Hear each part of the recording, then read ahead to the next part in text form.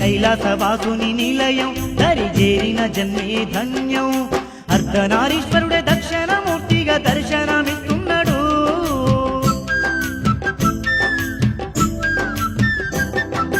అర్ధనారీశ్వరుడే దక్షిణమూర్తిగా దర్శనమిస్తున్నాడు